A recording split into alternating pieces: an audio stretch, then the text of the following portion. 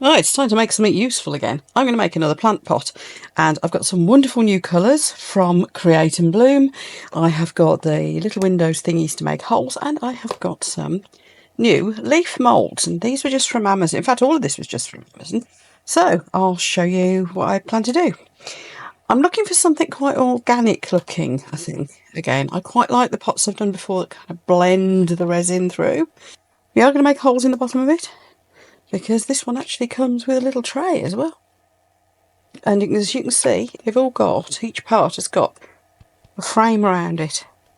It means that the sides won't sag, and it'll keep it shaped nicely. So, chunky little pot mould. Right, let's get stuck in. So these are the two colours I primarily want to use today. And I want that sort of organic looking blend, but I do want to do it all kind of metallic and crazy this time. But look at these. So this is an Aurora pigment. So it's got this incredible pearlescent colour flippy shimmer to it. And this is a pearl resin pigment. So these will go great in resin. Now what I want to do is do the actual pot with these and then do some decor with these afterwards. So I'm going to have a little bit of a play here. I'm not quite sure what colours to put where, really. I'm going to make it up as I go along, you know what I'm like. Right, first thing then, we're going to need some resin, obviously. And I want to make just a single hole in the middle of this, in the bottom, which I'll put some mesh over, but that'll be a nice little drainage hole. And these little stoppers from little windows, I think really are meant for putting holes in cabochons and things. But because they're little suckers, they work really well for this sort of thing as well. Right, time to get some gloves on. So what we're going to need to do is mix up two different lots of resin. First of all, I want the Apex High Gloss to go in this mould because it's quite shallow, and also these little moulds here for the leaves. Because High Gloss will do everything from shallow up to medium. But I'm going to go for deep cast in that one. So let's get that in first. Deep cast takes a couple of days to cure because it is a lot runnier, and it just does. It's a 2-to-1, 1 part hardener to 2 parts resin. And because I am utterly shocking at measuring things, this is how I do it. Now, it's obviously going to use quite a bit, this mould, so I don't know whether that will be enough or not, but I'm going to pour both of those into one big cup and stir them up. So as I've got a bigger pot than usual to stir up here, I'm going to use a plastic fork. Being a deep cast resin, this is, as I said, a slower cure. It's also a bit less viscous. It's runnier. And that does mean it's very good for releasing bubbles. Apex resins do tend to be anyway, but this one particularly so. And also, of course, taking that bit longer to cure, it gives it more time for the bubbles to release as well. There we go. As you can see, it's gone clear. Very few bubbles in there, but that sort of stringiness is going out of it, so we're more or less there. I've also mixed up another smaller pot here, and that is because obviously I've got two colours to play with here. Right, now let's get me a little spoon. I think it's going to be the best way to do the sparkle. And the sparkle is going to go in this one, in the smaller pot. Now these are brand new. I haven't even taken the lids off yet. Oh, it's going everywhere. Don't think I'm going to need a spoon, am I? I'm just going to do that. Oh, that's a lot. That's probably too much. I have got to sparkle everywhere. Right, ready to attack. Blimey, I didn't need anywhere near that much. This is so sparkly, it's ridiculous. Look at that. That is the most incredible shimmer. Fantastic. And because it's a high quality one, you're not going to get any lumps where it doesn't stir in properly. So we'll just leave that there to sort itself out for a minute. Oops. And then we'll grab a little jar of Hummingbird, which, because it's a pigment paste, has got a proper seal on it. And I find this is the easiest way to get them off. I'm sure there's a better way to do it, but this is how I do it. Oh, look at that colour. What do I say? Again, very heavily pigmented, so it's not going to need much. I'll try not to go quite as crazy. Let's give it a little stir in case the contents have settled. Blimey, look at that colour. And they haven't settled, so that might be enough. Let's see. Now this will be a matte mould, I'm sure. So we are going to see an interesting finish on this, which is why I want to embellish it with some leaves and things as well, because I've not done that for a while. I think we can get away with a bit more colour in there. I do kind of want it to be a little bit translucent, which I think this is going to be, but I do want it to be stronger than that, so let's just go for that. And what we'll be doing with the leaves is some more of these colours, and then we'll be embellishing them with a flourish paste. Those in various colours that we should try as well. There we go, look, pearly and still translucent. How gorgeous is that? Fantastic. Right, give our sparkle another little stir. Now I think I want the sparkle kind of towards the bottom. Mind you, it'll all mix and mingle anyway, I'm sure. I'm just going to go straight in and pour them both in. If there's any left, I could do the other pieces with it. It's just that obviously they'll take a lot longer to cure. So let's see how far this goes up. That's looking good. It's going a long way up. So we should end up, because this is a matte mould, we should end up with a nice frosted effect. I may have guessed about right. I'm not far off. Just going to need just a little bit more. Then I'll mix up the same sort of colour combos. In fact, I think I'll do most of the rest of it just in the pearl one rather than the sparkle. Look at me, I'm measuring. There we go. 150 of 100 of one, 200 whatever they are of the other. Millilitres? I think there might be millilitres, don't know. Right, where was I? Let's get that fork again. Hummingbird. I have mixed up another pot of the hummingbird. So we're going to put another dollop of this in there. We should have the shimmery layer and then the hummingbird again. What's it called? Mystic Lagoon, the sparkly one is. And I mixed up a lot because I'm thinking, you know what, I'm just going to use the deep cast resin for the other pieces as well. It'll take a long time to cure, but why not? You can. It does say you just have to be patient. It takes longer to cure, that's all. See how the sparkle is moving around the edges of there? Amazing. So there's the saucer for the pot. I'm going to embellish the pot with these, and they'll obviously the pot's only so big, so let's go for some of these. Might end up making a couple of lots of these. I don't know. We'll see.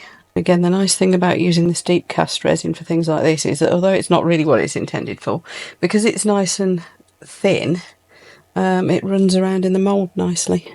I'm making a right mess of this, aren't I? I can usually pour quite accurately, but I'm just having one of those days when I can't. I don't know why. Right, and that one, I put a bit too much in, so let's take a little bit over there. As I said, I will put you the links for all this stuff down in the video description, so you can, if you wish to treat yourself, you can. The resin is from Apex, and the colours are from Create and Bloom, and the moulds were all from Amazon. So, pretty straightforward. Thank goodness for silicone mattes. That's interesting how that's behaved. The shimmery one has just come straight up over the top. So we'll have to see what that does. And I've still got a little bit left over. And everything appears to be thoroughly full. So I'm going to stick this in something else. Do you have a turtle or something? We all like turtles, don't we? Don't know where my turtle mould is. I know, let's do a sparkly heart. That should do. I think we're going to... I've run out of resin. Like I said, this is going to take a couple of days to cure because it's the deep cast. It might take even longer in the really shallow stuff. But we'll see. And I'll see you later then, folks. Well, let's do some demoulding. I've actually already taken the leaves out. And I can see I over poured a little bit. That's fine, because these are just going to be for decoration. I did a couple of hearts as well, look. Right, let's have a look at the actual base first of all. Now, how easily does this come... Oh, does this come out of this mould frame? Oh, fairly easily by the look of it. Just loosen it all the way around. Yeah, that was all right. Oh, that's nice. So I've got a satin edge around here. Just trim a little bit of overpour off. Well, there we are. So I've got a satin edge around here and a shiny base. That's nice, isn't it? Lovely and shimmery. Right, now let's have a look at the pot itself. Now let's see if I can get these nuts off without getting a spanner out. Oh, they're not on too tight. So this should just come straight off now, theoretically. Oh, I see, it's got a base thing as well. Oh yes, of course it's got the inside, hasn't it, to keep the shape. Yep. Fair enough. Let me take these off. See if I can pull that out. There you go, there's my little bung. That's my centre hole, my drainage hole. Ooh, that's looking nice. It's like a satin finish, actually. Isn't that nice? Quite pleased with that. You can see how it's all lines and things. It is clearly meant for concrete or eco-pour or that sort of thing rather than resin, really. So we're going to pop a little bit of the ultraviolet curing glue onto here. There's probably plenty. It doesn't need to go all over. And we're going to put it there. Because what I'm going to do then is, once this is stuck, is do a bit of decorating. I'm going to add a bit of colour with that flourish paste to this. So there's one. Leave that curing. And shall we have another one here? Let's go like that. Anything I've got to make sure is that will still fit into the base, which it should. Because the other thing I'm going to do is put some little feet on this so it'll raise up slightly. Otherwise the drainage hole will just be onto the bottom and it won't drain, will it? So that's those stuck. Managed to get a mark on this side. How did I do that? Never mind, we'll stick the leaf over it. Takes about 5 seconds to cure, this stuff does. Pretty awesome. I have to get some more soon, actually. Don't know why, but it's not in the Let's Resin shop, this glue, on their website. But it is on the UK Amazon, which is a good thing. I did wonder about doing another couple of big leaves, but I think this side I'm just going to put lots of little ones. Let's use all the little ones up. I'm back to plan A. I'm going to go in with the gold. Yes, it'll be a bit startling if I put too much, but that one is looking as if it's just... Why didn't I put 2 gloves on? That one is looking as if it's just a bit too close to the colour of the piece. So rainforest would be a bit different. Silver we could go for. Gold. We've got lavender fields. Pinky one. Black. Oh, I don't know. Let's go with the gold, because there's gold in the shimmer, isn't there? So back to plan A, going with the gold. This is what I was thinking in the first place. So what I'm going to do is just get a little bit on my finger, like this. And I'm just going to dab it onto the leaves. So, that's okay, isn't it? That's nice. Now this flourish paste, as you can see, it's lovely and sparkly, and it doesn't come off. You don't need to top coat it, it is going nowhere. I've got it on things that I wish I hadn't got it on. It simply does not come off with anything. It's amazing. And of course that's what you want for your craft, isn't it? You don't want stuff to come off. Oh, that's pretty. Yes, that was a good decision. Because you could pop it on with a sponge. I just fancy getting in there with that finger and doing it. So if you're liking this, everyone, you know what to do, don't you? There's a load of buttons down below. So if you'd like to click things, that'll be awesome. The like one and the subscribe one, so I can tell you when there's more funky projects coming out from me. Also, of course, at the end of this, YouTube will be recommending you another one of my videos that it thinks you might like. So I hope you enjoy that one too. So, of course, my next question to myself is, do I put any of the gold on the base? Let's do it. Just a little smattering around the edges like that, just to give it that little, just to match it up. You just do that, look. Of course, what you can do, if you really want to, is smear it along.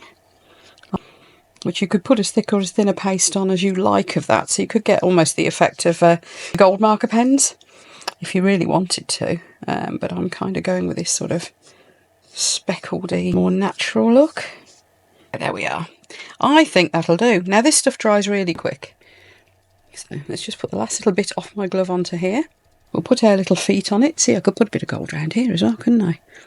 Just where it's a bit plain. There's a couple of patches where it's a bit not so exciting. So let's just a little bit like that. Right. Let me get cleaned up, by which time this will be dry.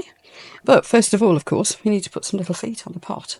Now this is simply so that it will stand up off the base, so that any surplus water in the pot can drain away if I overwater my poor little plant. Now, it's a very special plant. It's a jewel orchid. I shall quickly pop that up for you at the end, because at the moment it's in a really boring plastic pot.